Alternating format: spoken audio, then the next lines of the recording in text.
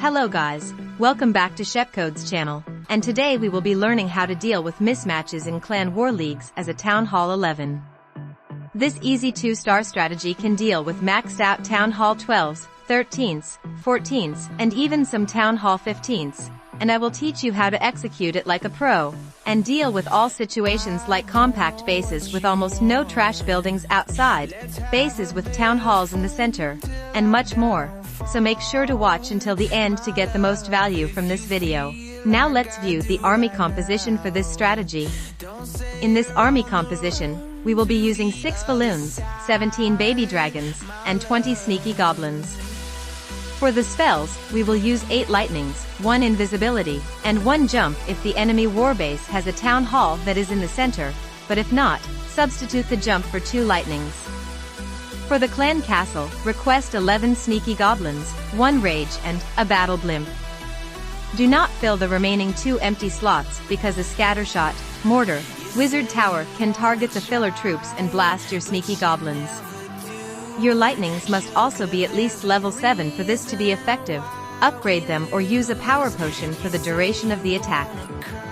This strategy can still be used effectively without heroes, but it is wise to have them just in case. Now that's out of the way, let's rock and roll. First of all, this Town Hall 13 looks very impossible to 2-star, no way we can 2-star this, but with this easy 2-star strategy this nearly maxed out Town Hall 13 is no match for our baby dragons. We can first place our lightnings on 2 air defenses. For lightnings are required to take out 1 air defense, but also make sure to grab other buildings alongside with an air defense. 3 tiles is the max distance where 2 buildings can be hit by a lightning spell. I will also post an info card on lightning spells if interested, and then spread our baby dragons around the base accompanied by placing 1 sneaky goblin for every gold mine, elixir pump, and dark elixir drill, but 2 sneaky goblins for every resource storage. Then use your heroes to grab more percentage. Once you're around 40%, deploy all your 6 balloons towards the closest side to the town hall without facing air sweepers. This is because air sweepers can and will push back the blimp, and causing your sneaky goblins inside to be stupid and target storages. In this case 2 o'clock is the best side to place our blimp. But if your sneaky goblins on the town hall run out of their invisibility, you will have to use the invisibility spell to keep them longer. Another thing is to activate the Grand Warden's Eternal Tome ability right before the blimp is about to leave his aura. This is so the blimp can stay the longest invincible. In the event where your blimp doesn't reach directly to the town hall, use the jump spell to give them access to the town hall, but do not give them access to any other resource building that leads them away, because if you do they will just be dumb and only get a 1-star. Once we made up the plan for the 2-star, we will now execute it. If an air defense covers an area where baby dragons will get destroyed, use the Barbarian King instead to take care of the trash buildings. Use the sneaky goblins first on resources before deploying the king or baby dragons. One tip to use baby dragons effectively is to space them around every 2 buildings. They can usually destroy 2 trash buildings before dying, but make sure to deploy the lightnings before the air defenses can target the baby dragons, causing less value. Also, if you are liking this video, please subscribe to my channel. It is very appreciated and motivates me to make these high-quality guides for you guys. As we are about to approach 40%, we will now deploy the Archer Queen in an area where she does not take too much damage from high-end defenses. I used her ability early because the eagle unfortunately locked onto the queen. If I didn't use her ability, she would be toast right now. As we execute the battle blimp procedure, the balloons, blimp, then warden ability as soon as the blimp is about to exit the warden aura, then placing our jump, after the blimp drops down to the town hall, we will place a rage to guarantee the destruction of the town hall.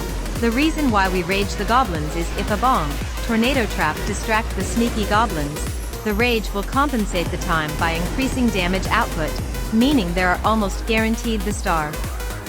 One tip for the Archer Queen is if your queen starts taking a lot of damage even at full health, use her ability. It's better to be safe than losing your queen.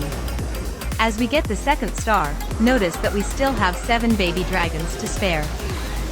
This strategy is so easy to execute, and another pro of this strategy is that, unlike other 2-star strategies, baby dragons have the best consistency and easiest to use, like Electro Dragon spam. In the next attack, I will teach you what bases can be 2-starred and what bases cannot, because if you attack the wrong layout, you will be disappointed with a potential 1-star attack or worse, 0 stars. For the next attack, notice that this Town Hall 14 has loads of trash buildings outside and low-end defenses, and not a lot of high-end defenses. Generally you want to attack bases with loads of trash buildings outside and no heavy defenses defending the outskirts. These types of bases are the easiest to get the 2-star. But if you face this type of base with loads of trash buildings, but the town hall looks guarded with scattershots, X-bows, infernos and has wall segments covering it, bring a jump spell and be more cautious because those types of bases are very risky and those gaps could have giant bombs wiping out the sneaky goblins, but if you feel unsure you can always attack different bases. Another gotcha base are these ones. They have pretty accessible town halls, but the catch is they have these 2 tile gaps which could be giant bombs, therefore killing the sneaky goblins if not prepared.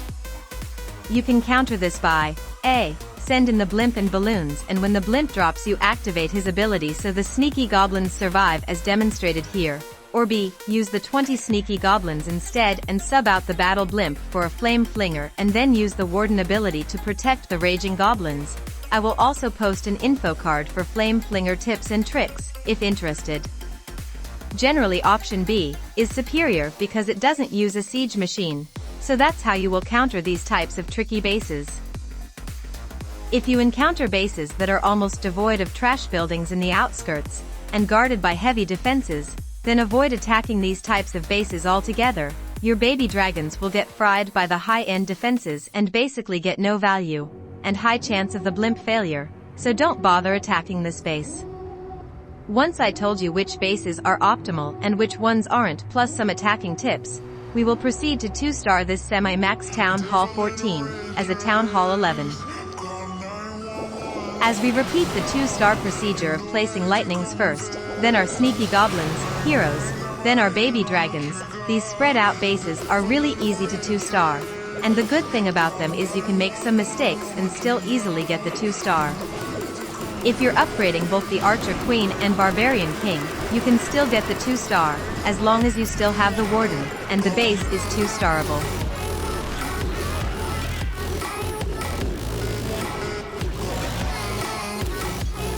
Now I will speed up the video by 2 times, and in the next attack, we will 2-star a nearly maxed out Town Hall 15, so do not click away, but remember the optimal bases. Not all Town Hall 15s are 2-starable.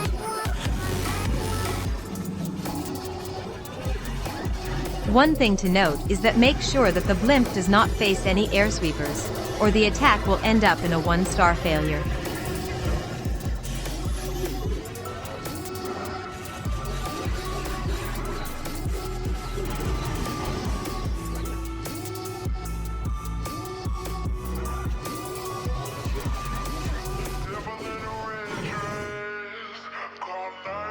In this attack, note that this Town Hall 15 has most of their heavy defenses located in this area, and that this compartment is almost devoid of heavy end defenses, except for these X-bows.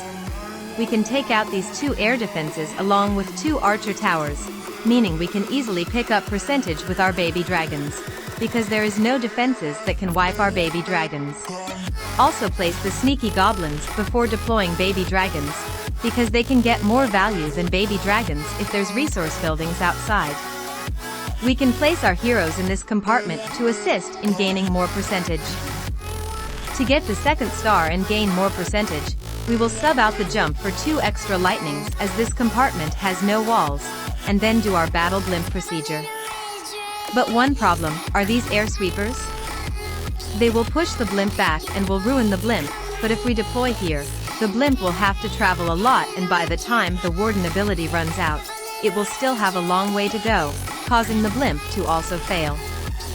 But luckily for us, we have a solution. This might be a little hard to execute, but with practice you will master.